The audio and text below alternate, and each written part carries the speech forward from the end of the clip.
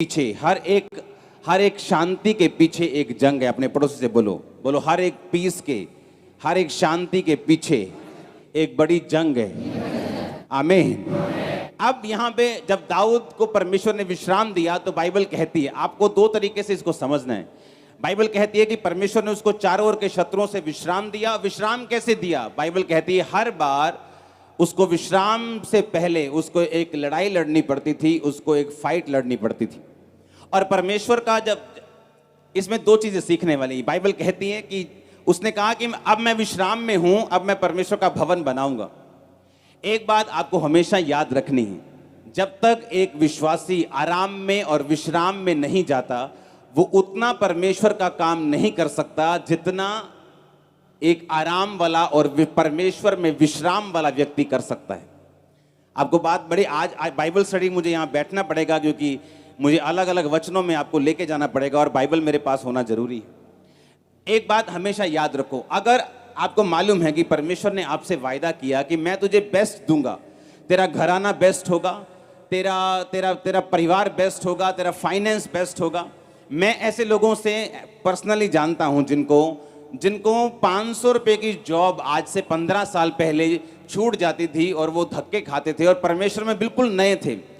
आज मुझे कल एक मेरे दोस्त ने बताया कि आज उन लोगों की फैक्ट्रीज जल चुकी हैं, वो लोग ब्लेस्ड हैं क्योंकि परमेश्वर में लगातार वो चलते रहे, बने रहे, खड़े रहे। अब मेरी बात सुनो, परमेश्वर का मेन मकसद ये है कि आप उसकी महिमा करें और इसी तरीके से वो आपको ब्लेस करना चाहता है। बाइबल कहती है कि पौलुस ने कहा, तुमने जो मेरे दर्शन में मेरा साथ दिया, इसलिए ये कलीसिया जो आशीषित होगी और परमेश्वर तुम्हारी हर घटी को महिमा सहित मसीह यीशु में पूरा करेगा। हाँ या ना? इतना मालूम है कि नहीं? जोर से हालेलुया बोलो, जोर से। ये वचन आपको समझना बहुत ज्यादा जरूरी है। आज सुनो, परमेश्वर ने कहा मैं तुम्हें बेस्ट दूंगा, बेस्ट दाख दूंगा, बेस्ट पानी दूंगा, बेस्ट तेल दूंगा। हाँ या ना? इतनी समझ आई कि नहीं आई?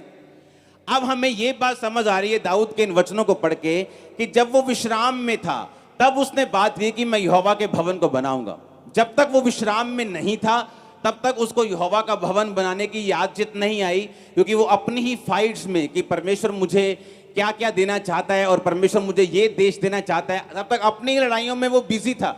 उसे मालूम ही नहीं था कि परमेश्वर का भवन भी बनाना है। लेकिन बाइबल कहती जब वो विश्राम में था, जब वो पीस में था, जब वो विश्राम कर रहा था, जब परमेश्वर ने उसको चारों ओर के शत्रुओं से विश्राम दिया, तब उसने कहा कि अब मैं यहोवा के लिए एक भवन को बनाऊंगा। कितने मेरी बात को समझ रहे हैं? अब इसका मतलब यह है कि कौन परमेश्वर का काम कर सकता है?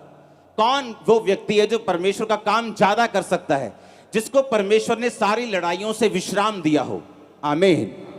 इसका मतलब विश्राम उसी को मिल सकता है जिसने लड़ाइयां लड़ी हों और अपनी लड़ाइयां जीती हों।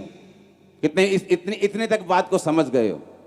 अब यहां पर परमेश्वर का वचन यह कहता है कि परमेश्वर ने उसको कहा कि मैं अब तेरे नाम को पृथ्वी पर के बड़े बड़े लोगों के नामों के समान महान कर दूंगा। जैसे ही तू मेरे भवन को बनाने की बात करेगा, जैसे ही तूने मेरी सेवा करने की बात की है, क्योंकि तू अपनी लड़ाई को लड़ा है। उसने कौन सी लड़ाई लड़ी थी?